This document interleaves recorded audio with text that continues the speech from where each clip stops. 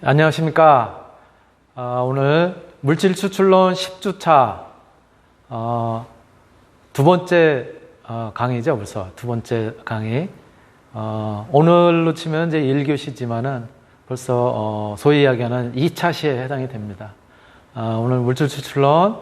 우리 이번에 10주차는 여러분들한테도 어저께 말씀드렸었던 것처럼 물질 분리의 실제적으로 실제 공정에서 우리가 연구개발이라든가 또는 실제 공정에서 어떻게 물질을 추출하고 분리를 해서 새로운 그런 성분들을 갖다 얻는지에 대한 이야기를 이번 이제 10주차부터 하겠다라고 말씀을 드렸고, 그 첫 번째 시간으로 우리가 보통 이제 과일로 많이 먹는 그런 배에서 우리 화장품에 사용이 되는 원료 중에 미백 기능성 원료라고 이야기하는 그런 이제 알부틴에 대해서 바로 배에 알부틴이 많이 포함이 되어 있기 때문에 그 알부틴을 어떻게 분리하는지 이런 내용들을 가지고 어저께 같이 살펴봤고요. 이제 첫 번째 시간을 살펴봤고, 어제 바로 배를 갖다 활용을 해서 그래서 그 배를 특히 이제 과피, 배 껍질에 이 알부틴 성분이 이제 많다라는 것을 어제 우리가 그 결과를 통해서 이제 확인을 하게 됐잖아요. 그런데 바로 이렇게 배 껍질을 갖다가 이용을 해서 그 속에서 알부틴을 갖다 분리하기 위해서는 어떠한 과정을 거치고 또 확인해 가는 과정들은 어떻게 진행을 하게 되는지에 대한 이야기를 어저께 이제 같이 해봤어요. 그래서 우선 이제 준비가 되어 있는 배 껍질, 주로 이제 배 껍질도 어디까지를 껍질이라고 하느냐라고 하는 것이 논란이 있을 수 있겠지만, 우리가 보통 이제 배는 과일로 식용으로 이제 많이 소비를 하잖아요. 그 생과 자체를. 그래서 보통 이제 먹기 위해서 배 껍질을 갖다 이제 깐단 말이죠. 그래서 이제 버려지는 그런 이제 배 껍질이라고 생각하시면 될 거예요. 그 배 껍질을 이제 어느 정도 준비를 하냐면 15kg 정도, 15kg 준비를 해서 어제 이제 농축까지 시켰어요. 그렇죠? 그 농축시킨 녀석을 다시 이번에는 이제 농축은 어떻게 시켰냐면 우리가 알코올을 이제 활용을 해서 그래서 이제 하기도 했고, 또 그냥 물에다가 이제 같이 혼합을 해서 그래서 다시 분리하기도 했단 말이에요. 그렇게 이제 농축된 물질을 3.7kg 정도 이제 가지고 그것을 다시 이제 성분별로 이제 분리를 이제 하는 과정을 우리가 분획이라고 하는데요. 그럴 때는 이 배에 들어가 있는 성분들이 사실 모르잖아요. 어떤 성분들이 들어있는지. 그래서 이제 예를 들자면 극성이라고 하는 것은 이제 물에 잘 녹는 그런 물질들이죠. 예. 그래서 이제 극성인 물질들, 또 그리고 이제 그렇지 않은 것들, 이런 것들을 갖다 이제 우리가 분리를 하기 위해서 제일 처음에 이제 뭐를 하냐면은 에틸아세테이트층, 에틸아세테이트를 여기다 이제 집어넣습니다. 그래서 3배 이상의 에틸아세테이트를 집어넣으면서 이 조건을 산성으로 만든다 그랬죠. 그래서 이거 어저께 이제 마지막 부분에 했었던 건데, 산성으로 이제 만들게 되면은 배껍질 농축물에다가 에틸아세테이트를 갖다 집어넣고 이것을 바로 이제 0.2몰짜리 염산을 사용해서 산성, 대략 한 pH 2, 3 정도로 이제 맞추게 되는데요. 이렇게 맞추면은 이 에틸아세테이트 층하고 물하고, 우리가 앞에서 이제 추출을 배웠었잖아요. 그러니까 저렇게 액상으로 되어 있는 배 농축액에다가 에틸아세테이트를 넣어서 그래서 막 흔든 다음에, 근데 이제 흔들기보다는 여기서 정치를 이제 시키는 거죠. 그런 다음에 정치를 시키면 위쪽에는 에틸아세테이트층, 그 다음에 밑에 쪽에는 수상층이 이제 가라앉게 되겠죠. 그렇죠? 이렇게 층이 이제 두 개로 분리가 될 거란 말이에요. 그건 에틸아세테이트층 이제 다시 분리를 해내고, 그 다음에 수상층에는 주로 이제 어저께 이야기한 것처럼 당분이라든가 아미노산류 이런 것들이 이제 섞여 있을 텐데, 그 수상층은 또 한 번 이번에는 이제 부틸 알코올 가지고 다시 이제 분리를 하게 됩니다. 부틸 알코올을 넣어서, 그래서 부틸 알코올층과 수상층을 다시 분리를 하는 거죠. 그래서 부틸알코올층에 녹아 들어가는 녀석은 B라고 시료를 갖다 이제 이름을 붙이고, 그냥 다시 분리가 된 수상층은 A라고 이름을 이제 붙이게 되는 거예요. 예.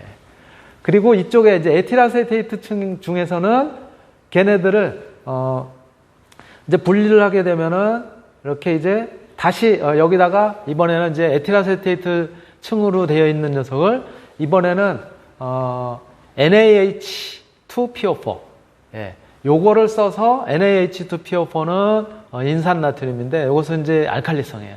그래서 얘네들은 다시 요거를 써가지고 pH를 8 정도로 맞추게 되는 거죠.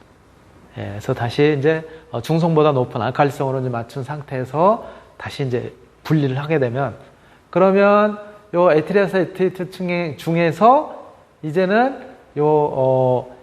그 인산나트륨에 의해서, 인산수소나트륨에 의해서 알칼리성으로 분리가 된 녀석하고 에틸아세테이트 층에 다시 이제 액상하고 이제 분리가 되는 거죠.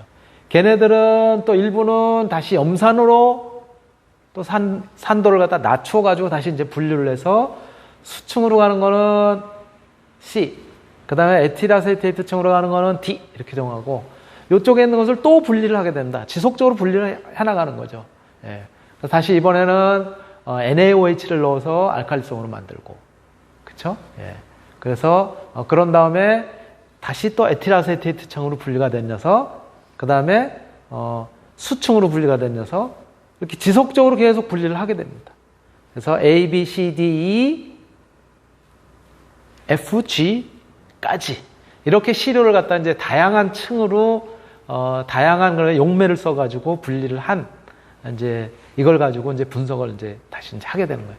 바로 이제 이렇게 다양한 종류를 갖다가 분석을 한 그런 이제 데이터예요. 여기에서 지금 이제 분석을 한 건 이제 뭐냐면은요, TLC라고 썼잖아요. TLC는 우리가 배웠었던 크로마토그래피에서 배웠었던 뭐예요? T, thin, L, layer, 얇은 층, 박층이라고도 얘기하는 크로마토그래피예요. 박층 크로마토그래피를 사용을 해서 그래서 이제 분리를 하는 거예요.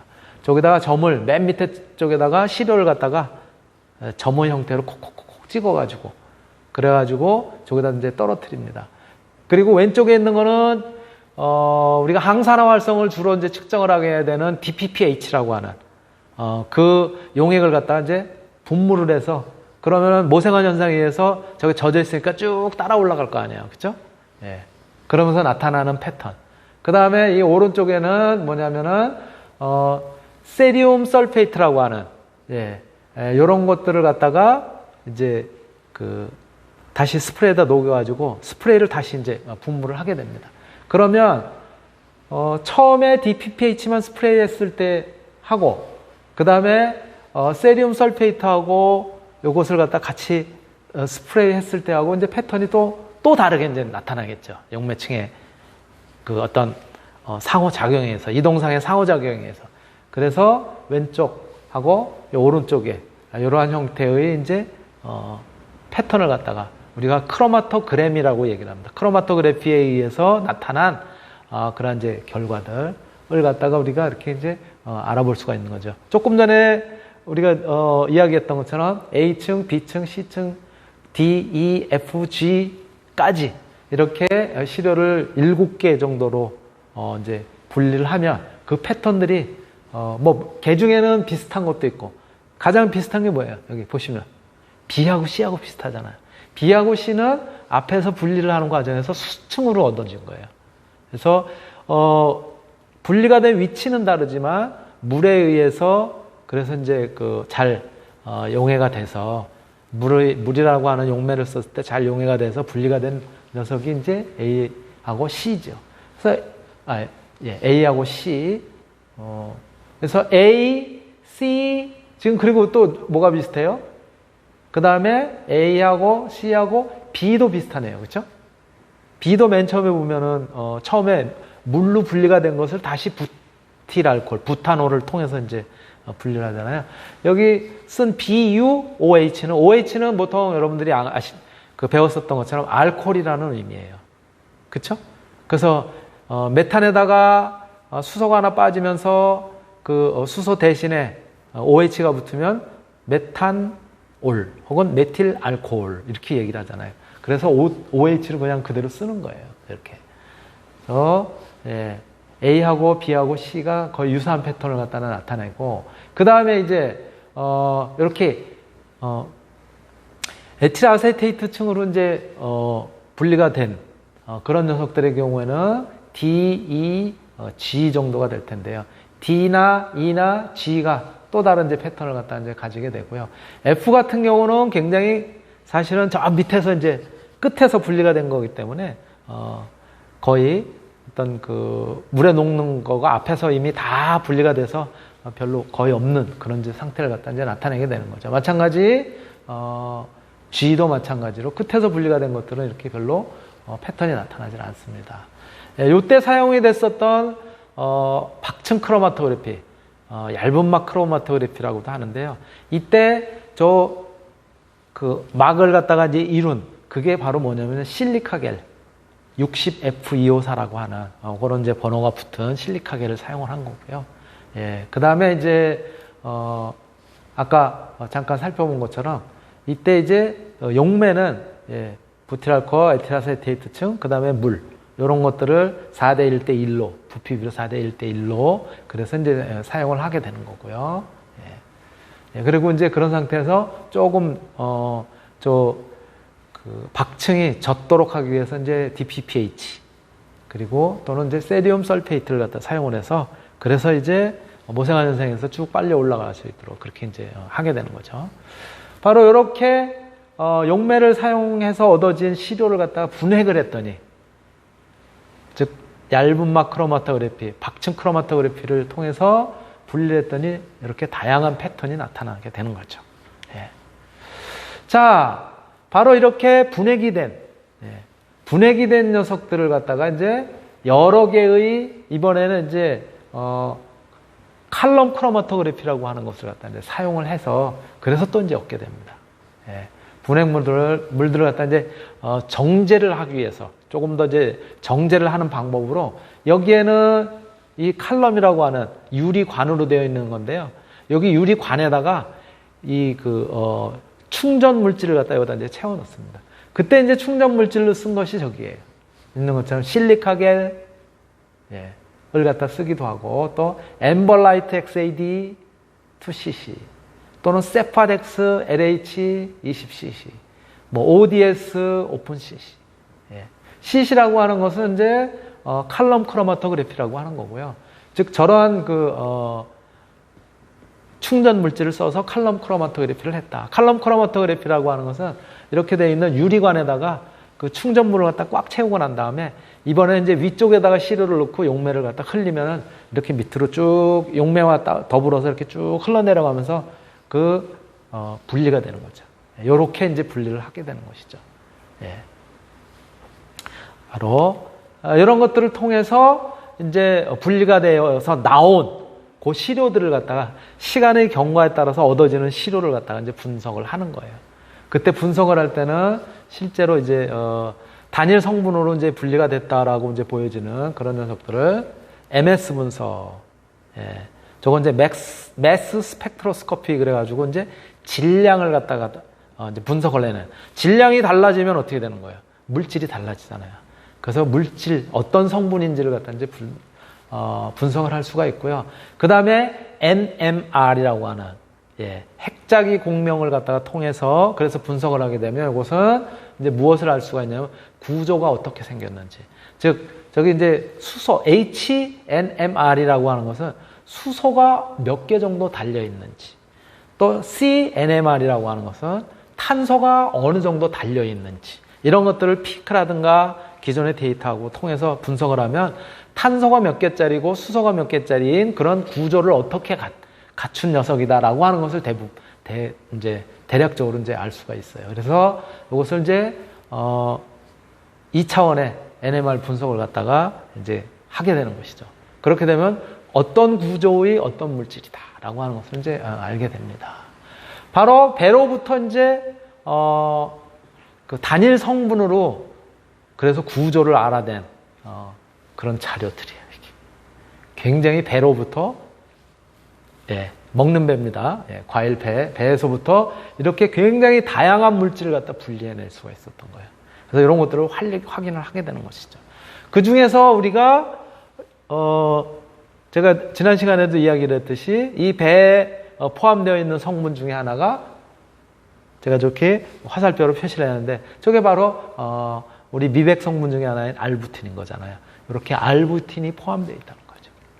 그래서 이렇게 알부틴을 포함해서 이제 분리를 할 수가 있고요. 그러면 배를 품종별로 또는 어느 시기에 배를 갖다가 따서 혹은 어느 시기에 지금 열매가 되어 있는 배 중에 가장 알부틴이라든가 유용 성분들이 많은가를 갖다 이제 조사를 하게 됩니다. 바로 그래서 여기는 이제 뭐냐면은 20, 50, 95, 125 그렇게 써놨는데 이건 뭐냐면요.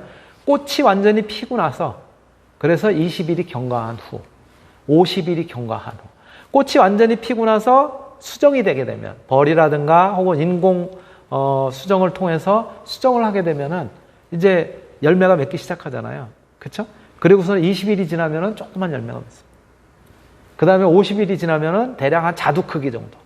예. 95일이 지나가게 되면은 이제 거의 사과 정도 크기. 그리고 125일 정도 지나게 되면은 이제 이때는 이제 배 크기 정도로 제일 큰 그런 이제 배가 보통 이제 열려지게 됩니다. 그래서 바로 이렇게 시간이 경과함에 따라서 어떤 녀석이 그러면 그 성분의 변화가 어떻게 일어나는지도 통상적으로 이제 분석을 하게 됩니다. 예. 그래서 이 안에 주로 알부틴이라든가, 예, 클로로젠산이라든가, 또는,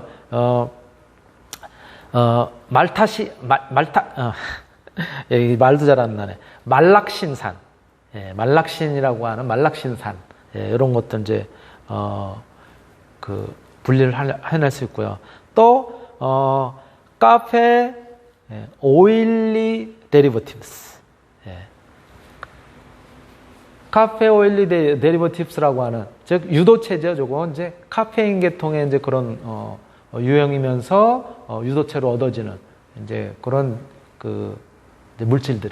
이런 것들이 이제 얻어지게 됩니다. 저기 R이라고 쓴 거는 여러분들 뭐 잘 아시겠지만, R이라고 하는 것은 저게 수소가 하나 붙을 수도 있고, 메틸기가 붙을 수도 있고, 에틸기가 붙을 수도 있고, 이런 것들이 쭉 더 붙어 나갈 수 있다는 거죠. 그러한 유형의 다양한, 그러한 이제 성분들을 갖다 분리를 해낼 수가 있어요.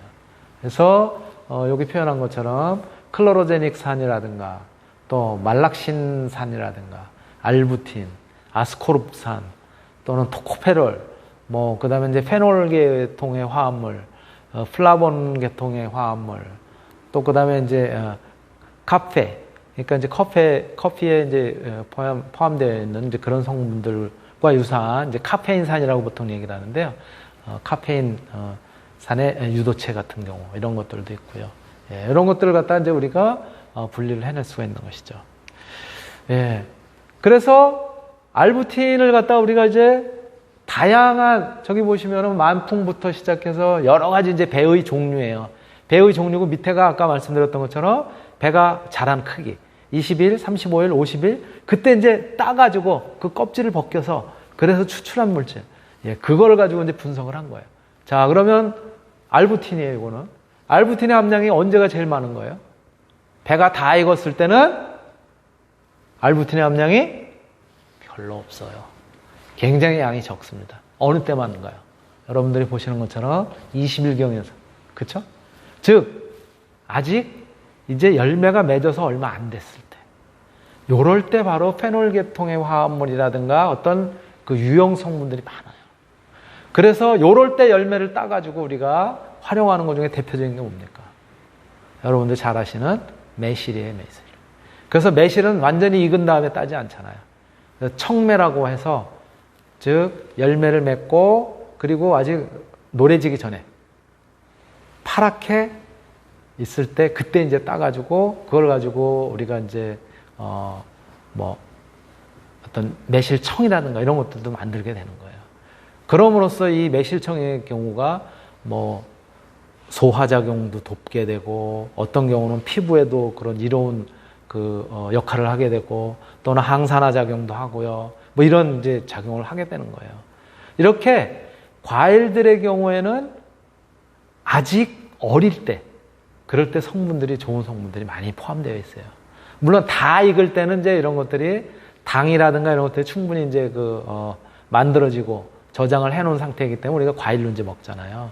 복숭아가 그렇고. 복숭아도 여러분들 잘 아시는 것처럼 복숭아도 어릴 때, 이제 조그말 때, 아직 이제 익지 않은 조그말 때 따가지고 그래가지고 술 담그면 여러분 잘 아시는 것처럼 개복숭아 술.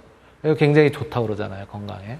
그런 식으로 앞에 이렇게 소위 저거를 뭐라고 얘기하냐면 충분히 익지 않은 과일이다. 그래서 미숙과 이렇게 표현을 합니다. 예. 저렇게 이제 미숙과일 때 유효 성분들 함량이 굉장히 많습니다. 요 성분뿐만이 아니라 다른 것들도 제가 뭐 이제 그래프가 많이 있지만은 관련이 없어서 다 빼고 알부틴만 우선 이제 여러분들한테 이제 보여드리게 된 거죠. 그래서 저기 표현한 것처럼 배를 활용하지 않는 자원이에요. 미숙과는 왜? 저렇게 어릴 때는 저 과일로 팔 수도 없잖아요. 그런데 저걸 어떻게 하냐면 저렇게 어린 단계에서는 만개에서 대략 한 요게 이제 30일 정도거든요. 30일 정도 되면은 글쎄 크기가 어느 정도 될까요? 조그만 자두 정도? 예, 그런 정도인데요. 이런 정도일 때는 다 이제 버리게 됩니다. 적과예요. 적과라는 건 뭐냐면 자른단 말이에요. 즉, 잘라서 왜 자를까요? 저렇게 열매가 많이 맺힌 거기 중에서 다 잘라내고 하나나 두 개 정도만 남겨서 그래서 걔네들을 큰 과일로 열리도록 그렇게 하는 거예요. 이렇게. 그러니까 저거는 잘라서 이제 버리겠죠. 전량 폐기하는 거야, 전량.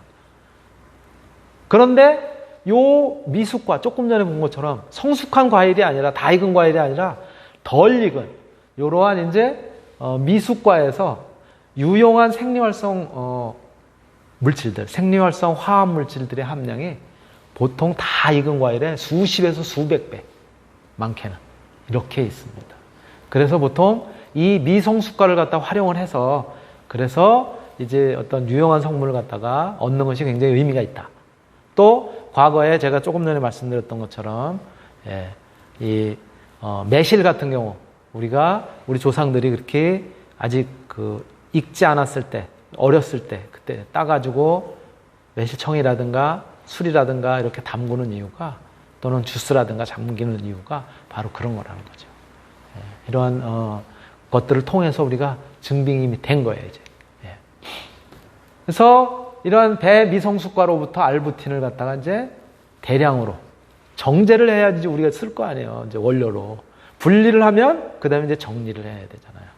그렇게 해서 이제 하게 되는. 저러한 미숙과를 갖다가 이렇게 그 중에서 이제 알부틴 함량이 아까 있었으니까 그것을 뽑아서 그래서 결국은 이제 화장품에 미백 작용을 하도록 그렇게 이제 활용하게 되는 거 아니에요? 자, 그래서 함량을 갖다 보통 이제 우리가 이제 보니까는 개화 후에 20일 정도 지난 그러한 이제 배의 미성숙과를 갖다가 100g당 보통 어느 정도 나중에 분석을 해보니까 포함하고 있냐면 0.4에서 1g 정도. 그러니까 1%가 안 되죠. 한 0.4%에서부터 최대 1% 정도밖에 없는 거예요. 그래서 바로 이것들을 갖다가 우리가 이제 분석을 해보면 여기 이제 분석을 해놓은 것이 이제 그 학술 문헌에 이제 실린 자료인데요. 저기에 있는 저 피크가 저게 알부틴이에요. 이렇게 이러한 구조를 가지고 있는 이거를 분리 정제를 하게 되면 99%까지 분리 정제를 하고 할 수가 있고요. 이렇게 이제 얻은 것이 이제 수율 60% 정도까지 얻을 수가 있었다라고 하는 이제 그런 이제 발표이고요. 그래서 기존에 이제 요 배뿐만이 아니라 원래 알부틴은 어디에서 많이 우리가 이제 얻을 수 있었던 그런 이제 물질이라고 말씀을 드렸냐면 앞에서도 이 알부틴이라고 하는 것은 뭐라고요? 월귤나무. 영어로 이름은 뭐라고요? 베어베리. 곰이 좋아하는지 그거는 잘 몰라요. 근데 베어베리라고 하는 월귤나무로부터 바로 얻어진 알부틴인데 보통. 근데 알부틴을 보통 우리가 얻을 때는 뭐를 쓰냐면은 이렇게 이제 많이 얻기 위해서 80% 메탄올로 이제 추출을 한다라든가. 근데 메탄올은 사실은 우리가 식용이라든가 이런 거는 식품 같은 경우는 특히 쓸 수가 없어요. 왜? 메탄올은 잘못 먹으면 눈에 치명적이거나 이런 그 이제 요소가 남아있잖아요. 물론 저거 다 날리기는 하지만 그럼에도 불구하고. 그래서 식품에는 메탄올로 추출할 수 없도록 그렇게 되어 있어요. 법적으로. 식품 공전이라고 하는데. 그렇게 되어 있는데요. 보통 그래서 유기용매 중에서 메탄올로 많이 추출을 하거나 또는 물하고 에틸아세테이트로 이제 용매 분해를 하거나 농축을 한 다음에 그 다음에 이제 아까 그 칼럼을 갖다가 크로마토그래피 칼럼 크로마토그래피를 통해서 이제 다시 이제 성분별로 이제 그 분리를 해가지고 그래가지고 이제 쓰고 그랬었는데 이러한 것들을 이제 그 전남대학교에서는 이러한 것들은 이제 좀 자기 그 상황에 맞는 즉 우리가 손쉽게 분리를 하고 비용도 많이 들어가지 않으면서 그래서 활용할 수 있는 그런 방법으로 이제 분리를 하게 된 것이죠. 예. 그 분리를 하게 된 것이 바로 피부 미백 화장품 소재로 이제 활용하기 위한 그런 방법. 근데 어디에서부터? 배가 다 익기 전에 어린 배. 예. 거기서부터 왜? 그건 다 버린다고 그랬잖아요. 그거를 활용을 해서 추출할 수 있는 방법. 이런 것들을 이제 개발을 한 거죠. 그래서 미성수가로부터 알부틴을 대량 정제해서 천연 소재를 이제 확보하려고 이제 했었던 거고요. 그래서 기존의 정제법을 쓰려면은 산업적으로 이용하기에 그 한계가 있을 수 있기 때문에 다르게 다시 이제 그 추출 용매를 갖다가 이제 다른 형태로 아까 앞에서 했었던 것처럼 그렇게 이제 지속적으로 찾아낸 거죠. 그래서 시간이라든가 경제적 손실을 최소화하면서 그러면서 이제 하고자 했던 거고요. 결국은 그래서 추출 용매를 이렇게 이제 하게 됩니다. 아까 말씀드렸던 것처럼 메탄올은 식품이라든가 이런 것들로 쓸 수가 없으니까 그리고 화장품도 마찬가지예요. 메탄올 못 쓰도록 되어 있으니까 바로 이렇게 맨 처음에 나와 있는 것처럼 에탄올 또는 물은 안전하잖아요. 그래서 저쪽은 물로 추출을 한 거고요. 이쪽은 80% 에탄올로 추출을 한 거예요. 예, 그래서 이제 물로 추출을 하고 이쪽은 이제 에탄올로 이제 추출을 하게 됩니다. 그래서 물에다가 넣어서 아주 섞으면서 그러면서 온도를 이제 가열을 하게 되죠. 20분 동안 끓는 온도 정도로 이제 가열을 하고 여기서는 그냥 80% 에탄올에다 넣어가지고 아주 그 혼합이 잘 되도록 혼합을 한 다음에 그 다음에 이제 분리를 해내는 방법이고요. 저기는 가열을 한 다음에 충분히 우러나왔을 때 다시 분리를 하는 방법이고요. 예, 그런 식으로 이제 분리를 해서 얻게 됩니다. 그 얻은 녀석들을 갖다가 HPLC가 여러분들 아시는 것처럼 리퀴드 크로마토그래피죠. 바로 이렇게 리퀴드 크로마토그래피를 통해서 그래서 이렇게 이제 얻게 되는 것이죠. 최종으로 이제 분리를 하게 되면은 그 분리한 녀석들은 순도가 비교적 높은 녀석이니까 또 다시 이제 검사를 갖다 이제 하게 됩니다. 그래서 추출 용매를 통해 가지고 분리를 해보니까 80% 에탄올보다 물로 추출하는 게 더 잘 되더라고요. 훨씬 262.8g 똑같은 양을 가지고 그랬는데 에탄올은 174.8g밖에 못 얻었어요. 물이 훨씬 많아. 그러니까 이제 에탄올은 하지 않아도 되지. 물로 쉽게 알부틴을 분리해낼 수 있다라고 하는 것들을 이제 알게 된 것이죠. 예, 2차 시, 즉 두 번째 시간, 오늘의 1교시는 여기까지 잠깐 하고요. 잠시 쉬었다가 다시 2교시 시작하도록 하겠습니다. 네, 마치겠습니다.